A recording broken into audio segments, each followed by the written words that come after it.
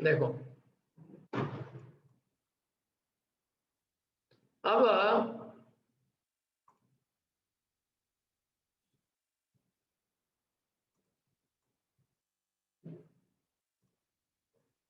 क्या कह रहे हैं, देखो अब इसके पश्चात 20 गाथा पर्यंत क्या कह रहे हैं, अब इसके पश्चात 20 गाथा पर्यंत मोक्ष मार्ग का कथन करते हैं। 20 गाथाओं में मोक्ष मार्ग का कथन करते हैं। कितनी गाथा हुई अब तक? 38। पहले अधिकार में 27 गाथा थी, दूसरे अधिकार में 11 गाथाएं थी। ऐसे 38 गाथाओं में प्रारंभ के 2 अधिकारों का वर्णन हुआ। अब ये जो तीसरा अधिकार है इसमें 20 गाथाएं हैं और 20 गाथाओं में मोक्ष मार्ग का कथन करते हैं।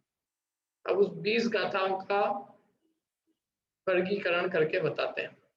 उसकी आदि में सम्मत दंशन नाणम इत्यादि 8 गाथाओं के द्वारा प्रधानता से निश्चय मोक्ष मार्ग और व्यवहार मोक्ष मार्ग का प्रतिपादक प्रथम अंतराधिकार है।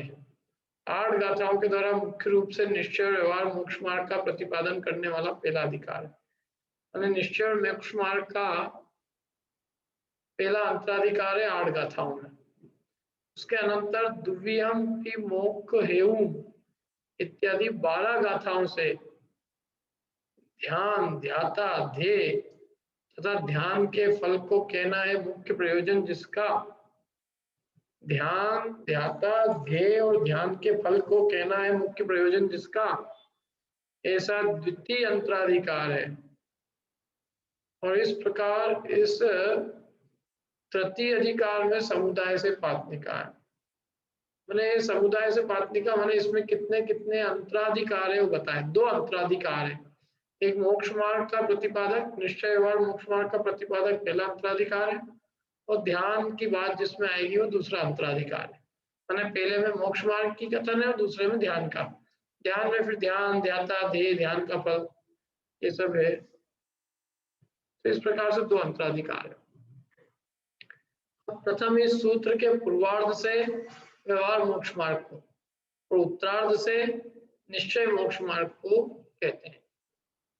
देखो गाथा की पहली पंक्ति व्यवहार और फिर दूसरी में निश्चय मोक्ष मार्ग का वर्णन। पढ़िए, गाथा कौन पढ़ेगा? पढ़िए।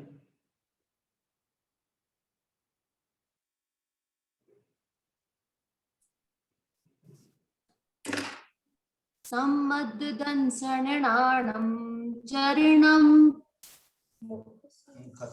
चरिणं मोक्षस्य कारणं जाने व्यवहाराणि छयदो तत्तीयमयोनियो अप्पा।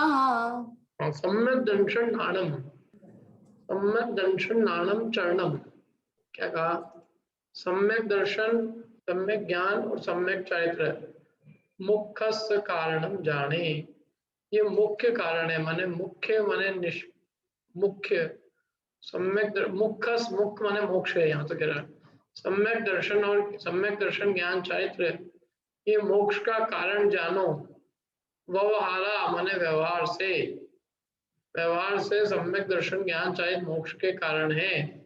और निश्चय दो, निश्चय से तत्तीयमयो, उन 3 मय नियो अप्पा, जो निज आत्मा है वही वास्तव में मोक्ष का कारण है। सम्यक दर्शन ज्ञान चरित्र को भी मोक्ष का कारण कह रहे हैं वो व्यवहार से, और जो उन्मयी सम्यक दर्शन ज्ञान चरित्रात्मक जो निज आत्मा है वो निश्चय से मोक्ष का मार्ग है। देखो गाथार्थ पढ़ते हैं।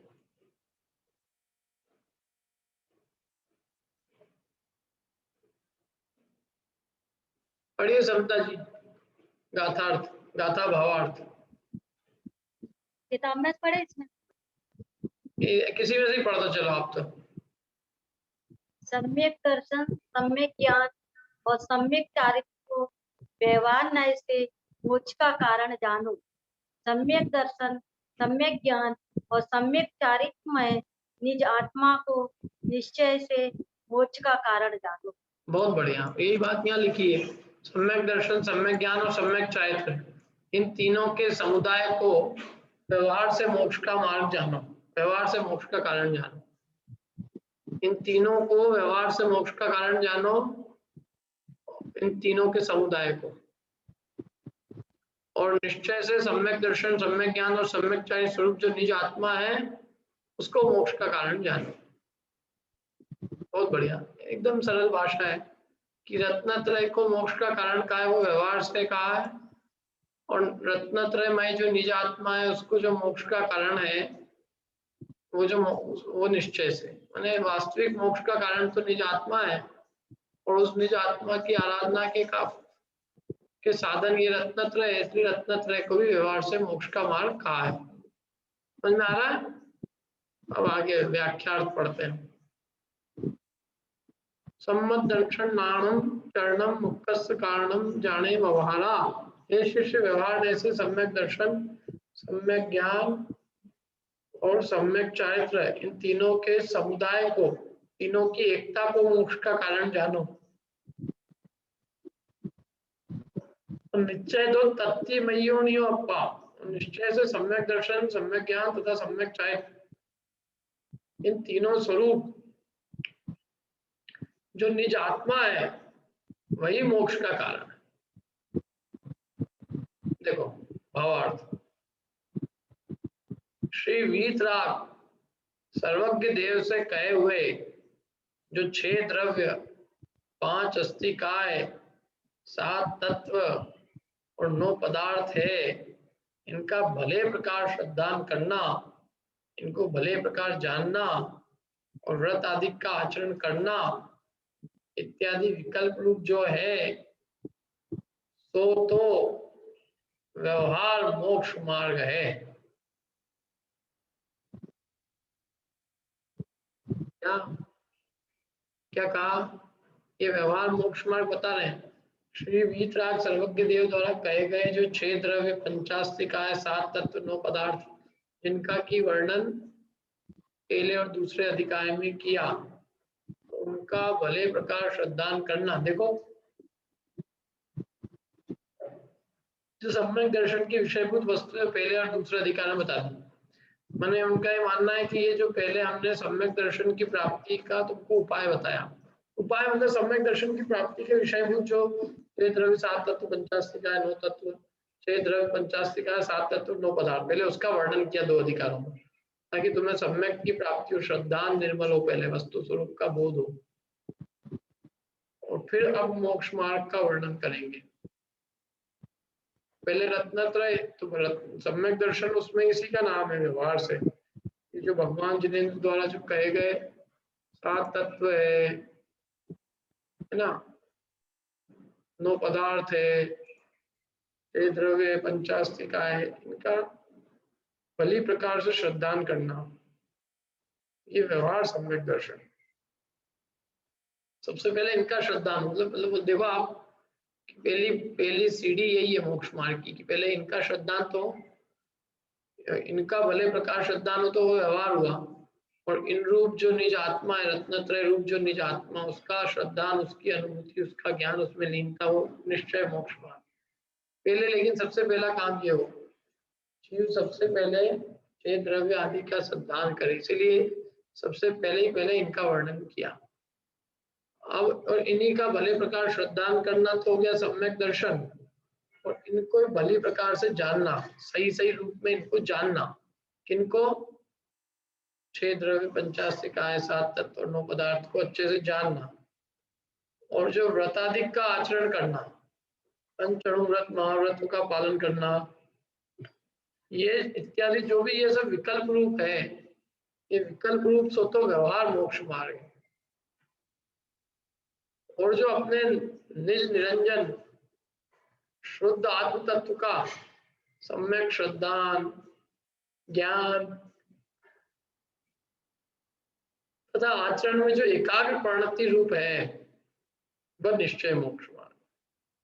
क्या? जो अपने निज निरंजन शुद्धात्म तत्व का सम्यक श्रद्धा ज्ञान और आचरण, उसमें जो एकाग्र परिणति रूप है, माने इन तीनों की एकाग्रता रूप, इन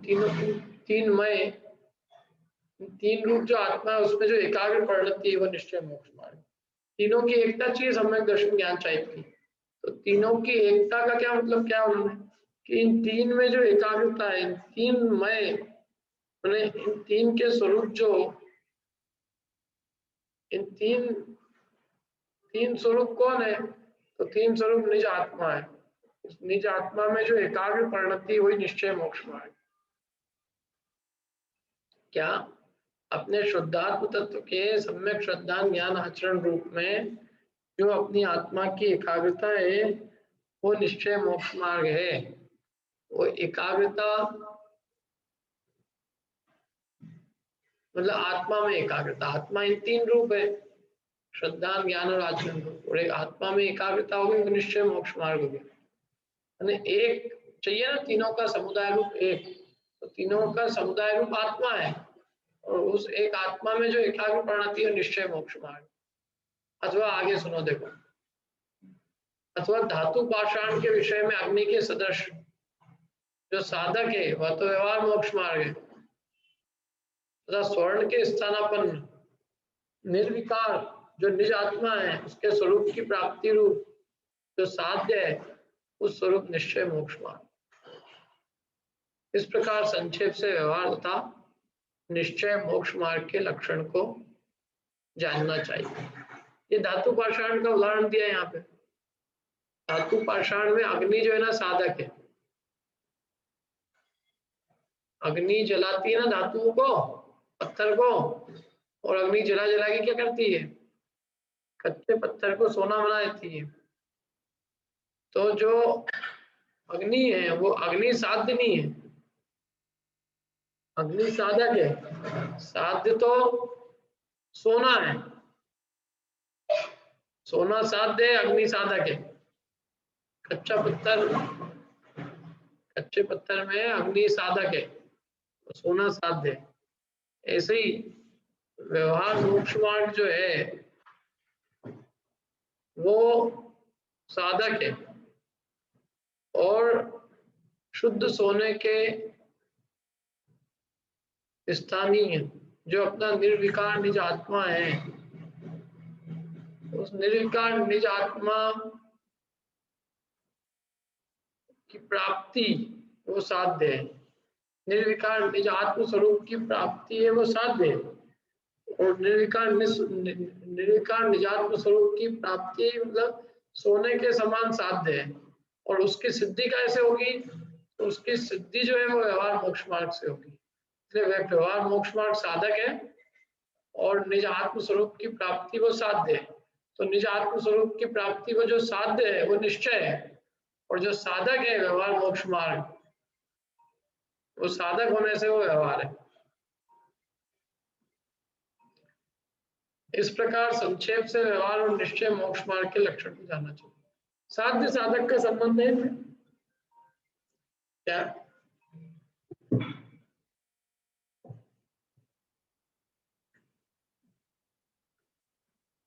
साधन व्यवहार साधन होता है, व्यवहार और निश्चय साध्य होता है। हर जगह ही लगा लेना। जैसे मंदिर साधन है और उन परिणामों की शुद्धि साध्य है, पुस्तक साधन है और पुस्तक के माध्यम से ज्ञान की प्राप्ति वो साध्य है।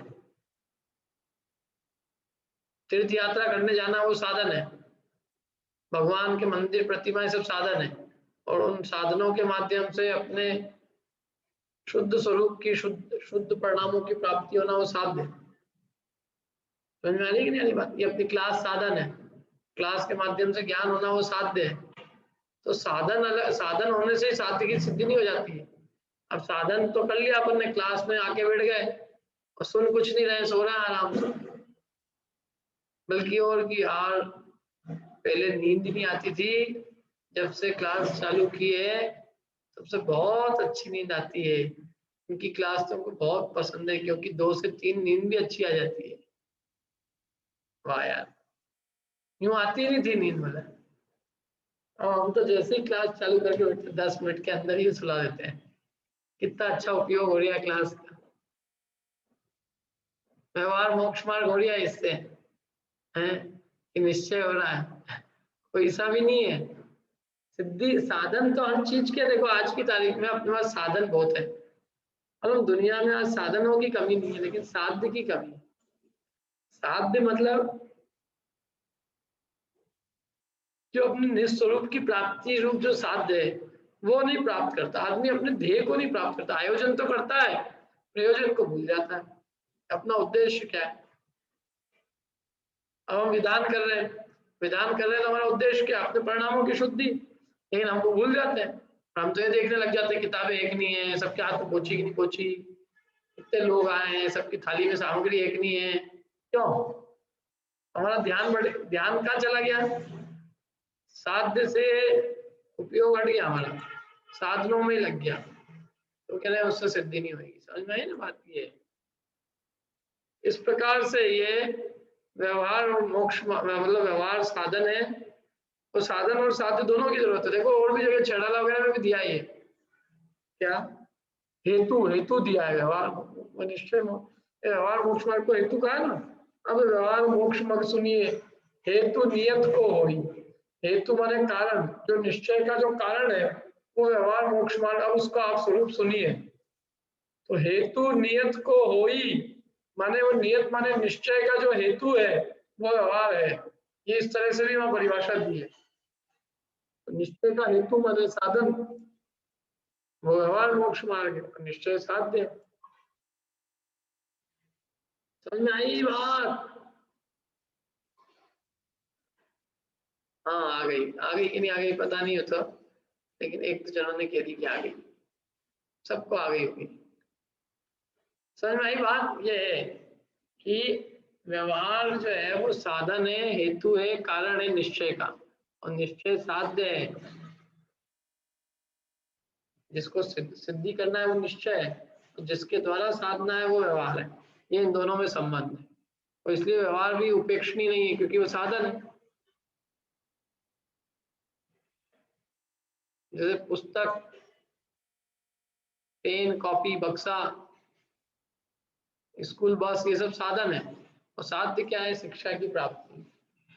तो उन सबकी भी उपयोगिता है, स्कूल की, बस की, सबकी, क्योंकि उसके बिना साध्य की सिद्धि नहीं होती। लेकिन इतना है कि स्कूल में जाने मात्र से या बस में बैठने से या पेन पेंसिल बॉक्सा लेके आ जाने से कोई मोक्ष, कोई जो है साध्य सिद्ध नहीं हो जाएगा। साध्य तो तुम जब शिक्षा उनका साधनों का उपयोग करके अपने अंतरंग में ज्ञान प्राप्त करोगे तो तुम्हारे साध्य की सिद्धि होगी। अब आगे चलते हैं, देखो ये तो हो गया व्यवहार निश्चय मोक्ष मार्ग। अब अभेद से क्या कह रहे हैं, देखो अभेद से सम्यक दर्शन ज्ञान चाहिए शुद्ध आत्मा ही। अभेद नहीं से देखो तो रत्नत्रय जो है वो तीन अलग अलग रूप, रत्नत्रय तीन रूप अलग अलग, मतलब रत्नत्रय तीन अलग अलग नहीं है, ये तीनों निज आत्मा ही है। क्या ये तीन सम्यक दर्शन ज्ञान चाहिए तीन अलग अलग चीज नहीं है, ये तीनों एक ही वस्तु है, वो है निज आत्मा। इस कारण निश्चय ने से आत्मा ही निश्चय मोक्ष मार्ग है, इस प्रकार कथन करते हैं। अथवा पहले जो कहा गया था ना कि इन त्रयात्मक आत्मा ही निश्चय है, पिछली गाथा में कहा था, देखो पढ़ा हो तो ध्यान से। अरे इसी गाथा में अपने पढ़ा था ना, तत्ती मयो नियो अप्पा, इन तीन मय जो निज आत्मा है, निश्चय दो वह निश्चय से मोक्ष मार्ग है।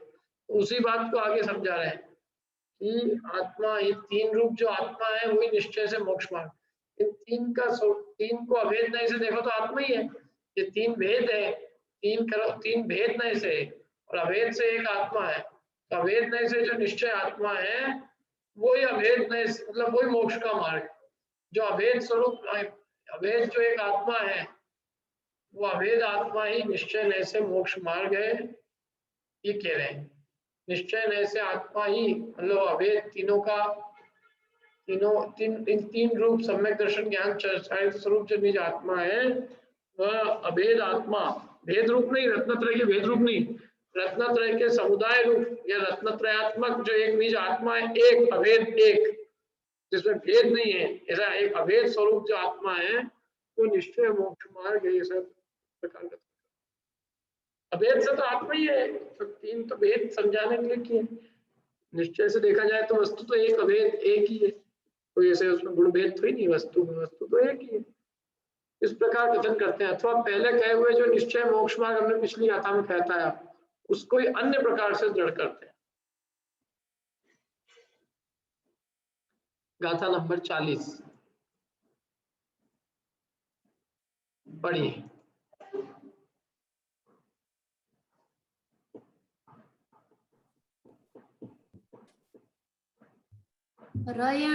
रयणतयण्णवट्टै अप्पाणमुयितु अन्नदवीयं हि तम्हातत्तैमयु ओदियुमुखस्य कारणं मादा। बहुत बड़े। रयणतयण्णवट्टै अप्पाणम मोहित्व अन्नदवीयं हि, आत्मा को छोड़कर अन्य द्रव्य में रत्नत्रय नहीं बढ़ता है। तम्मा तत्ती मई हो, इसलिए उन तीन मय, ओदि मुखस्य कारणम आदा, इसलिए उन तीन मय जो आत्मा है वही मोक्ष का कारण होता है। ये बात है, कितनी गजब बातें हैं। आत्मा ये तीन जो रत्नत्रय है वो आत्मा को छोड़कर कोई अन्य द्रव्य में तो ही नहीं है, इसलिए वास्तव में देखा जाए तो आत्मा ही निश्चय से मोक्ष का कारण है। देखो गाथा भावार्थ।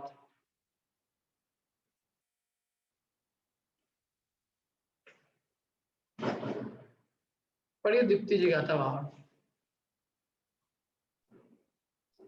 आत्मा को छोड़कर अन्य द्रव्य में रत्नत्रय नहीं रहता, इस कारण उस रत्नत्रयमयी जो आत्मा है वही निश्चय से मोक्ष का कारण है। हाँ, आत्मा को छोड़कर कोई अन्य द्रव्य में रत्नत्रय नहीं रहता कि और कहीं मिल जाएगा।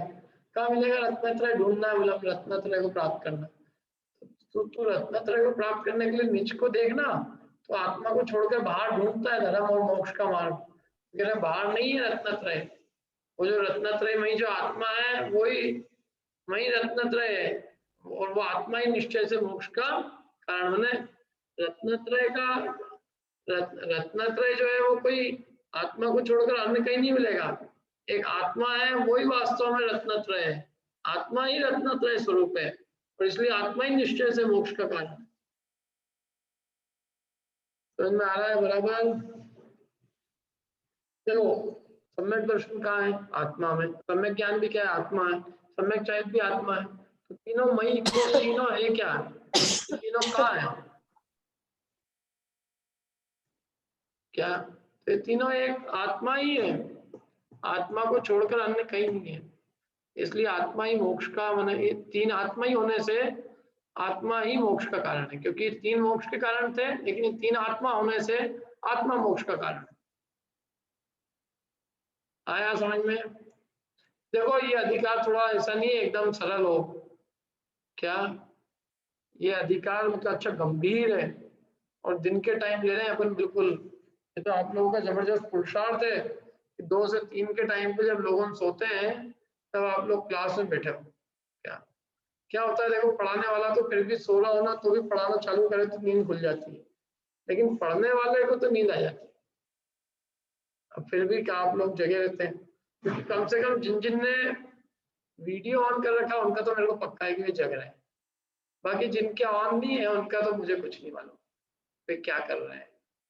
होपफुली वे भी जग ही रहे होंगे, क्या उम्मीद करते हैं अपन। और यदि सोना भी है किसी को तो उसका एक उपाय है। अभी गर्मी के दिनों में तो ऐसे ही बहुत सुबह जल्दी हो जाती है, तो सुबह जल्दी खाना खाओ 10-11 बजे, सो फिर 1-2 बजे तक, 2 बजे जग जाओ। क्यों? कोई मना तो नहीं कर रहा हूँ मैं सोने का, ऐसे तो दिन में सोना ही नहीं चाहिए। अरे जीवन में ही नहीं सोना चाहिए, सोना सो खोना। सोने के लिए जिंदगी मिली क्या बताओ? है टाइम पास करने के लिए मिली है, टाइम का सदुपयोग करके जीवन को सफल करने के लिए मिली है? बोलो, टाइम काटने को क्या है? टाइम तो कट जाएगा, ये टाइम काटने के लिए नहीं है, टाइम का उपयोग करने के लिए। समय का जिसने उपयोग किया उसने जीवन को सफल बनाया। समय से कीमती अमूल्य वस्तु कोई नहीं है। आप देखो इसी एक समय में आप अपने शुद्धात्मा की भी चर्चा कर सकते हो, इसी एक समय को आप व्यर्थ भी गंवा सकते हो। क्या? तो ये अधिकार थोड़ा उपयोग लगा के सुनने का भैया, ऐसा नहीं बस हाँ मालूम है सब, हमने सब पढ़ रखा है, प्रवचन सार भी पढ़ लिया हमने 2 बार, समय सार हो गया हमारा तो 2-3 बार तो, और अब तो हम खुद ही सबको मालूम है हमको। अब तो हमको रुद्र संग्रह तो बहुत छोटा-मोटा ग्रंथ है, ऐसे छोटे-मोटे ग्रंथ में तो हमारा क्या है, यूं ही हम यूं ही सीख जाएंगे सब, ऐसा नहीं है। छोटा नहीं, इसमें बहुत गंभीर बातें हैं इसमें, इसको भी उपयोग लगा के सुनना आप। देखो और बहुत काम का है, इसमें संक्षेप में बहुत सार भरा हुआ है। मेरे को तो बहुत अच्छा लगा ये ग्रंथ, सभी ग्रंथ अच्छे हैं, मतलब इसमें बहुत अच्छे से वर्णन किया है। व्याख्यार्थ, निज शुद्ध आत्मा को छोड़कर अन्य चेतन द्रव्य में रत्नत्रय नहीं रहता है। रहता है क्या? क्यों? कहां से मिलेगा? अरे रत्नत्रय आत्मा की अवस्था है, आत्मा के अलावा कहां मिलेगा अन्य में? इस कारण इस रत्नत्रय में ही आत्मा को ही निश्चय से मोक्ष का कारण जानो। क्या? रत्नत्रय में ही जो आत्मा है वही मोक्ष का कारण है निश्चय से। अब विस्तार से वर्णन करते हैं हम, देखो विस्तार से मजा आएगा वर्णन। राग आदि विकल्पों की उपाधि से रहित जो चित चमत्कार की भावना से उत्पन्न जो मधुर रस अमृत है, उसके आस्वाद रूप सुख का धारक मैं हूं। क्या कितनी अच्छी बात कही है। राग आदि विकल्पों की उपाधि से रहित जो चित चमत्कार की भावना से उत्पन्न जो मधुर अमृत रसास्वाद है, उस मधुर रस के आस्वाद रूप सुख का धारक मैं हूं। इस प्रकार से निश्चय सम्यक दर्शन, ऐसा श्रद्धान कि मैं ऐसा हूं, मैं राग आदि विकल्प रूप उपाधि से रहित हूं, मैं चित चमत्कार की भावना से उत्पन्न जो मधुर अमृत रस है उसके आस्वाद का धारक हूं, ऐसा मैं हूं। मैं अपनी निज अनुभूति स्वरूप हूं, मैं ज्ञान स्वरूप हूँ, ज्ञानानुभूति रूप। ये श्रद्धा होना क्या कि मैं ज्ञानानुभूति रूप है, देह आदि रूप में नहीं हूँ। स्पर्श रसगंध वर्ण की मूर्ति जो देह है वो मैं नहीं, मैं तो ज्ञान की अनुभूति रूप अमूर्तिक चैतन्य तत्व हूँ। इस ज्ञानानुभूति के रसास्वाद का अनुभव करने वाला मैं हूँ। ये निश्चय सम्यक दर्शन है। समझ में आया? ये इस प्रकार का निश्चय होना ये सम्यक दर्शन है निश्चय से। और इस पूर्वोक्त सुख का जो राग आदि समस्त विभाव है उनसे स्वसंवेदन ज्ञान द्वारा भिन्न करना अथवा जानना है, सुसम्यक ज्ञान है। ये पूर्वोक्त सुख में ही लगा रहे, देखो तीनों जो ये पूर्वोक्त सुख है ना, सुख का जो है उस सुख को समस्त रागादि विभाव भाव के द्वारा, रागादि विभाव भाव से भिन्न जानना, मतलब स्वसंवेदन ज्ञान द्वारा रागादि समस्त विभाव को सुख से भिन्न जानना। ये जो रागादि विभाव भाव है ये जो सुख कहा है उस सुख से भिन्न है, ऐसा अपने निस्व संवेदन ज्ञान द्वारा राग और सुख को भिन्न करना, राग और सुख को भिन्न जानना स्वसम्यक ज्ञान है। क्या बढ़िया परिभाषा है। देखो स्वसंवेदन ज्ञान द्वारा राग और सुख को भिन्न भिन्न करना, भिन्न भिन्न जानना स्वसम्यक ज्ञान। और इसी प्रकार देखे हुए जो भोग, सुने हुए भोग, अनुभव किए हुए जो भोग, उनमें वांछा करना, देखे सुने अनुभव किए हुए भोगों की वांछा करना आदि रूप जो और भी अन्य समस्त खोटे ध्यान, दुर्ध्यान रूप मनोरथ है, और उन दुर्ध्यान रूप मनोरथों से उत्पन्न हुए जो संकल्प विकल्प है, उन सकल विकल्पों के त्याग से उसी सुख में संतुष्ट तथा एक आकार का धारक जो परम समता भाव, उससे चलायमान चित्त का बारंबार स्थिर करना, वो सम्यक चाहिए। क्या कहा? फिर देखो ऐसे शब्द ऐसे अच्छे गंभीर दिए हैं इसमें, भाषावली बहुत अच्छी। देखे सुने और अनुभव किए हुए जो भोग, उनमें उनकी वांछा करना। देखो तीन तरह के भोग अपन अपने परिचय में आते हैं। तो देखे अपन ने खुद ने देखे कहीं पे भोग, कहीं किसी से सुने, और कहीं खुद ने ही अनुभव किए। क्यों?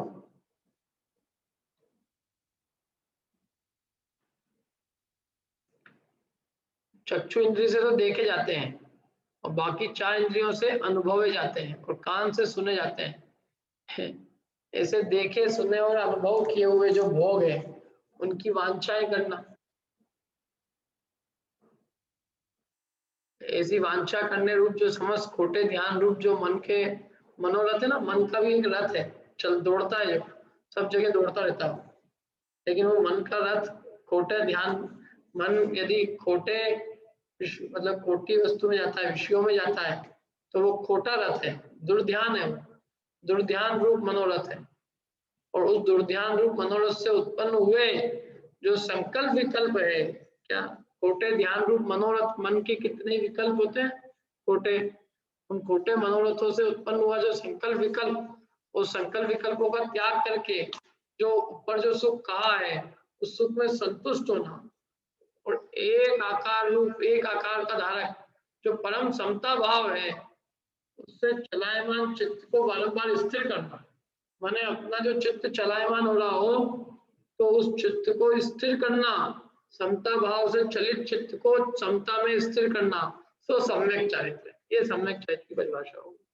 यदि सम्यक चारित्र की परिभाषा जरा बताओ तब, फिर से मैं बोलता हूँ, फिर उसके बाद बता देना भले।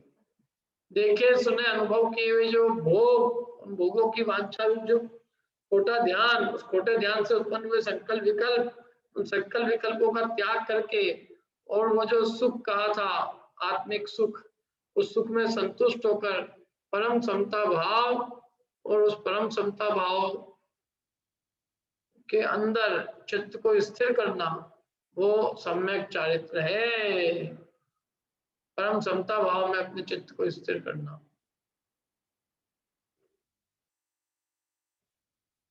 वो सम्यक चारित्र है।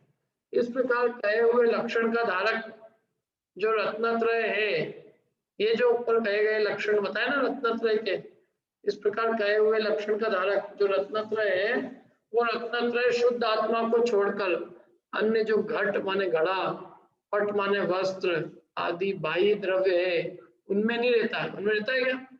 बोलो, कपड़े में भी रत्नत्रय है, मंदिर में है, प्रतिमा में, जिनवाणी में नहीं है उनमें। अरे बाकी की चीजों में तो है ही नहीं, लेकिन रत्नत्रय अचेतन द्रव्य में नहीं है, रत्नत्रय तो अभेद आत्मा में है। इस कारण अभेद से अनेक द्रव्यों में एक प्रपानक अर्थात बादाम, सौंफ, मिश्री, मिर्च आदि द्रव्यों रूप ठंडाई के समान वह आत्मा ही सम्यक दर्शन है। जैसे एक ठंडाई होती है ना, उसमें सब चीजें डलती है, एक पानक रहता है ठंडाई का, गर्मी के दिनों पीते हैं लोगों से, क्या अपने इंदौरी लोगों ने चालू कर ली कब से? ठंडाई, ठंडाई में क्या क्या मिलाते भी बता दिया। मतलब ठंडाई उस जमाने में भी चलती थी। देखो पानक मैंने कोई नई चीज नहीं है, मेरे को लगता था इंदौरियों की है, लेकिन यहाँ तो सब लिखा है देखो, बादाम, सौंफ, मिश्री, मिर्च भी डालते हैं क्या? मिर्च नहीं, मिर्च तो मैंने, अच्छा काली मिर्च है, काली मिर्च तो डालेंगे ना, काली मिर्ची, ये लाल वाली मत डाल देना भैया, काली मिर्ची। इन रूप जो ठंडई है, इन सबका एक अभेद रूप ठंडई, उस ठंडई वो जैसे एक पानक है ना सब चीजों का मिश्रण, ऐसे आत्मा भी ऐसे ऐसे एक आत्मा ही सम्यक दर्शन ज्ञान चारित्र सबका स्वरूप है। अभेद नए से एक आत्मा ही अनंत गुणों का एक स्वरूप है। सम्यक दर्शन ज्ञान चारित्र आदि अनंत गुणों का एक अभेद आत्मा ही एक है, अनंत गुणों का स्वरूप एक अभेद आत्मा है। समझ में आ रही बात? जैसे अनंत चीजों का आधार एक पानक है, ठंडई है, ऐसे अनेक अनंत गुणों का आधार एक आत्मा है। सम्यक दर्शन, सम्यक ज्ञान, सम्यक चारित्र, ऐसे इन सब गुणों का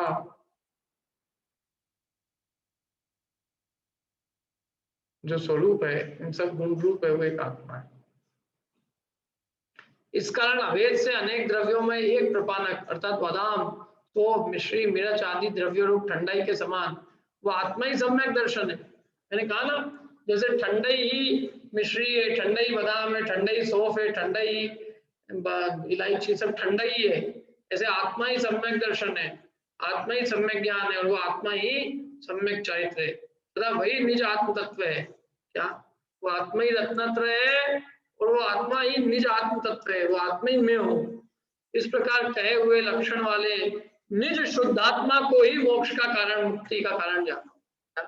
इस प्रकार से ये जो ऊपर लक्षण था आत्मा का, सम्यक दर्शन ज्ञान चारित्रात्मक, उस निज शुद्धात्मा को ही तुम मुक्ति का कारण जानो, इस संसार में अन्य कोई मोक्ष का कारण नहीं।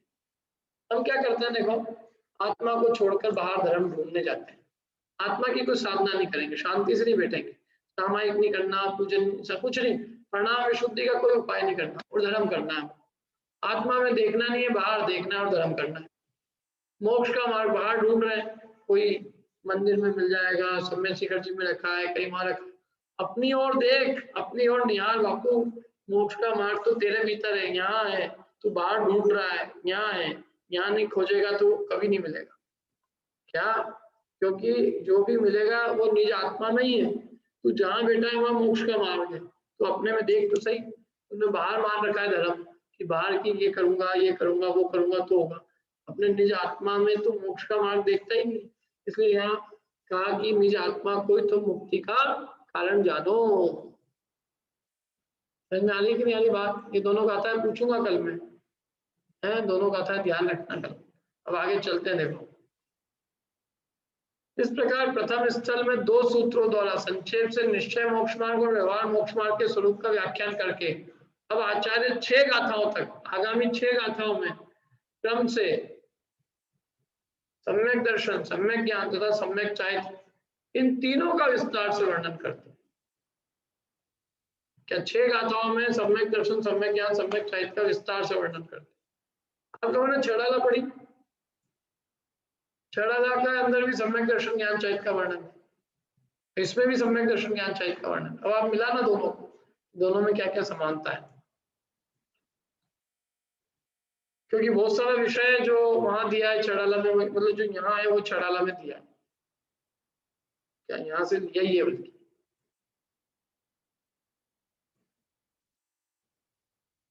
उनमें प्रथम सम्यक दर्शन को कहते हैं। सबसे पहले सम्यक दर्शन का वर्णन करते हैं।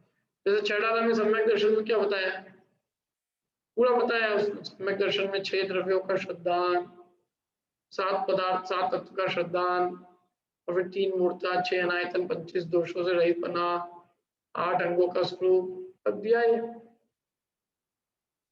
वही बात यहाँ कह रहे हैं, सम्यक दर्शन का स्वरूप कहते हैं। पहले ही उनमें प्रथम ही सम्यक दर्शन को कहते हैं, है ना। मतलब आप 6 गाथाओं में क्रम से सम्यक दर्शन, सम्यक ज्ञान, सम्यक चारित्र का वर्णन करेंगे। उसमें सबसे पहले सम्यक दर्शन को कहते हैं। पढ़ते हैं, देखो गाथा पढ़ लेते हैं अपन। पढ़िए।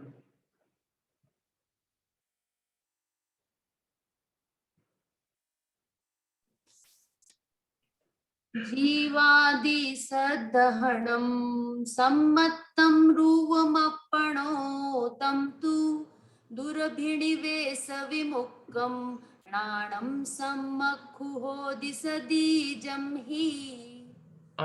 जीवादि सदानम, जीवादिक का श्रद्धान करना, सम्मतम सम्यक्त्व है, जो अपणो रूपम तम तु, जो आत्मा का ही रूप है, और दुरभिनिवेश विमुक्तम, दुरभिनिवेश से रहित जो ज्ञान है, वो सम्मम माने सम्यक, सही है, सम्यक है।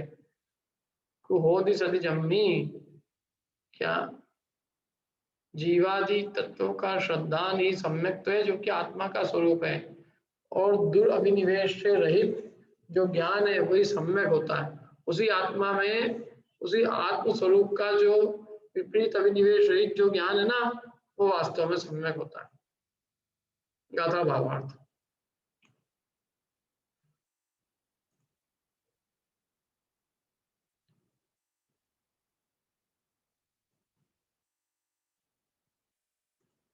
पढ़िए अर्पिता जी गाथा भावार्थ। जीव आदि पदार्थों का जो श्रद्धान करना है वह सम्यक्त है, और वह सम्यक्त आत्मा का स्वरूप है, और इस सम्यक्त के होने पर संशय, विपर्य तथा अनध्यवसाय, इन तीनों दुर्भिनिवेशों से रहित होकर सम्यक ज्ञान कहलाता है। हाँ, जीवादि पदार्थों का श्रद्धान ही सम्यक है, और सम्यक्त आत्मा का ही स्वरूप है, और इस सम्यक के होने पर जो संशय, विपर्य और अनध्यवसाय, इन तीनों खोटे अभिनिवेश, खोटे आग्रहों से रहित होकर जो होता है वो सम्यक ज्ञान कहलाता है। अब एक बात बताओ, ये परिभाषा और कहाँ दी हुई है? जरा अब आपसे थोड़ी सी टेस्ट ले रहा हूं मैं। ये परिभाषा कहाँ दी है? जीवादि पदार्थों का श्रद्धान करना है वो सम्यक है, और सम्यक आत्मा का स्वरूप है। ये और भी कोई ग्रंथ है जिसमें बात कही है ऐसी की ऐसी? तत्वार सूत्र में तो एक सूत्र दिया है, तत्वार शुद्धानम सम्यक दर्शनम, लेकिन एक जगह ऐसा भी वर्णन है ये कही कि तत्वार्थों का श्रद्धान करना सम्यक थे और वो सम्यक आत्मा का स्वरूप। बताओ कहाँ दिया है? हमने पढ़ाया भी और तिलक नगर।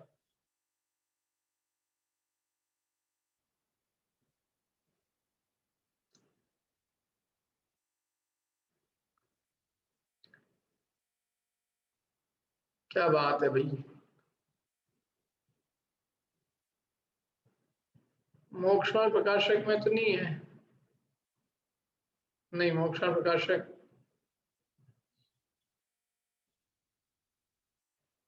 रत्नकर्ण में भी नहीं है। बोलिए समता जी। छेडाला में है जीवाजी तत्वों का प्रथम। हाँ छेड़ाला में, लेकिन ये गाथा पूछ रहा था मैं, गाथा कोई ग्रंथ है, उस ग्रंथ में ऐसी किसी गाथा दे रखी है, सेम टू सेम गाथा है, मतलब पहली पंक्ति की 2 पंक्ति में गाथा है। हाँ पुरुषार्थ सिद्धि पाए, पुरुषार्थ सिद्धि पाए में गाथा भैया क्या। और ये जो दूसरी पंक्ति है वो भी पुरुषार्थ सिद्धि पाए में दे रखी है, सम्यक ज्ञान के स्वरूप। मतलब यहाँ 2 गाथाओं, वहाँ दो गाथा, यहाँ एक, उन 2 गाथाओं की एक गाथा में वर्णन है, वहाँ इन्हीं इसी एक गाथा का 2 गाथाओं में वर्णन है, एक में सम्यक दर्शन का, एक में सम्यक ज्ञान। देखना आप उसको बोले क्या। और संशय विपर्य अनध्यवसाय, इसका वर्णन कहाँ है? संशय विपर्य अनध्यवसाय का वर्णन मोक्ष और प्रकाशक में है। संशय किसे कहते हैं? विपर्य और अनध्यवसाय, तीनों का उदाहरण बता सकते? संशय विपर्य अनध्यवसाय का, और इनको समझा सकते? मतलब एक एक लाइन में परिभाषा दे दो। संशय किसे कहते हैं? आपको संशय है कि संशय कि आपको संशय, आपको इस बात का संशय है कि नहीं कि आपको संशय का अर्थ नहीं मालूम है? आपको संशय के बारे में संशय है कि नहीं है? नहीं है आपको संशय के बारे में, तो आपको क्या अनध्यवसाय है संशय के बारे में? विपर्य है, विपर्य होता तो बोलते कुछ। संशय के बारे में आपको अनध्यवसाय है। बोलो क्या है संशय, क्या है विपर्य, क्या है अनध्यवसाय, क्या है? अरे संशय तो समझते होंगे, संशय नहीं होता आपको कितनी चीजों का, कि मेरे को कोरोना हुआ कि नहीं हुआ, संशय हो रहा है कि नहीं हो रहा? क्यों? संशय की परिभाषा क्या है? बोलिए सुरेंद्र जी। भैया संशय है चांदी है कि सीप है, ऐसा संशय होना। हाँ और रस्सी का सांप समझना ये विपर्य है। हाँ और कुछ तो है ऐसा निर्णय नहीं होना या अनध्यवसाय। बराबर है। अभी एक परिभाषा और दी है उसमें, जैन सिद्धांत प्रवेशिका में संशय की, यदि याद हो तो बोलो।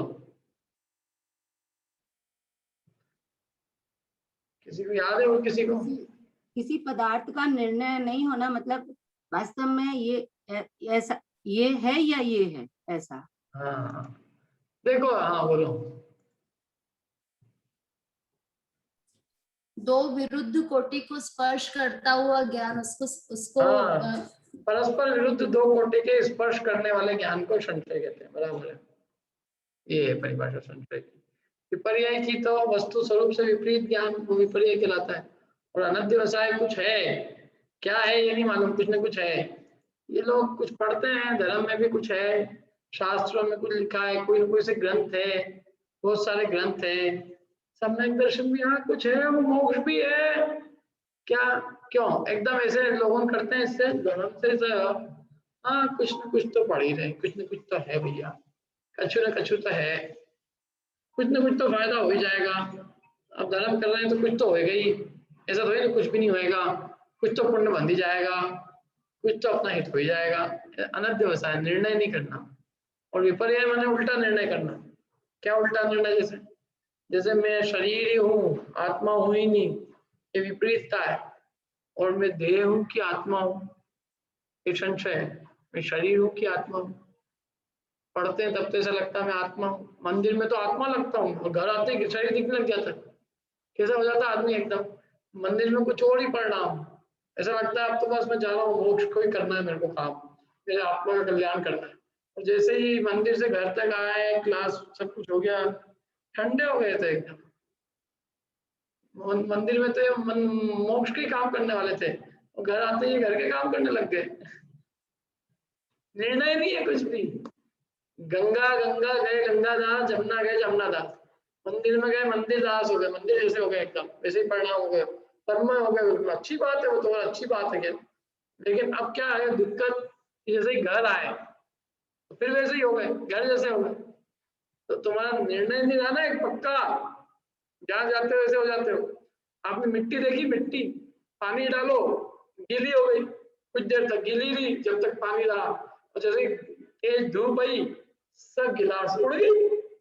ऐसे हमारे अंदर में जब तक तत्व ज्ञान का पानी डाला गया तब तक तो हृदय कोमल रहा, एकदम गिलास आर्द्रता रही, और जैसे ही विषय कषाय की अग्नि आई उसने सब सोख लिया उस धर्म को, और फिर हम ऐसे ही सूखे के सूखे हो गए, कड़क हो गए। क्या हमारे अब ये जो पंचम काल के जो श्रोता है ना, सब हम आप सब ये मिट्टी के जैसे हैं, जब तक पानी डालो गीले, और जैसे पानी डालना बंद थोड़ी देर में फिर सूख जाए। जब तक सुनते हैं तब तक परिणाम निर्मल रहते हैं, और जैसे सुनना बंद फिर वापिस वैसे। निर्णय नहीं है, संशय संशय संशयात्मक काम है। क्या पूछना है क्या? अच्छा ठीक।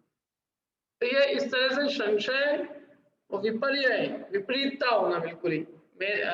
मतलब कई लोगों का ज्ञान तो निर्णयात्मक होता है लेकिन निर्णय उल्टा करता है।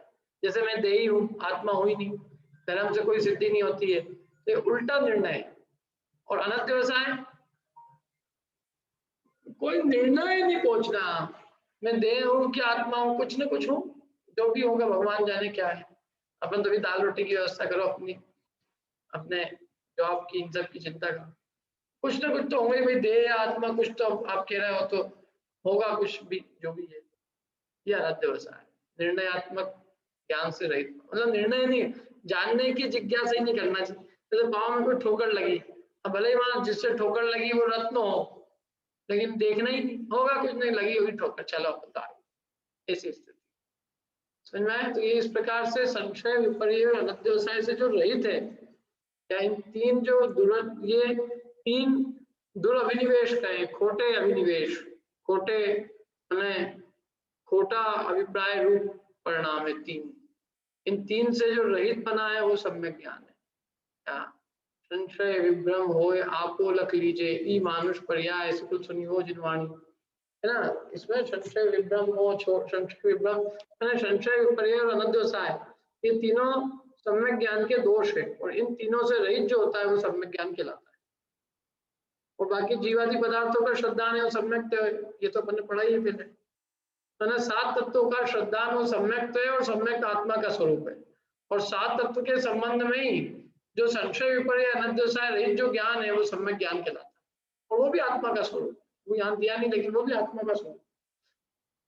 पुरुषार्थ सिद्धि पाए में जो गाथा है ना, वो यही है, तत्वार्थ का श्रद्धान सम्यक दर्शन है वो आत्मा का स्वरूप है, विपरीत संशय पर अनध्यवसाय रहित तत्वार्थ का जानना वो सम्यक ज्ञान है और वो भी आत्मा का स्वरूप।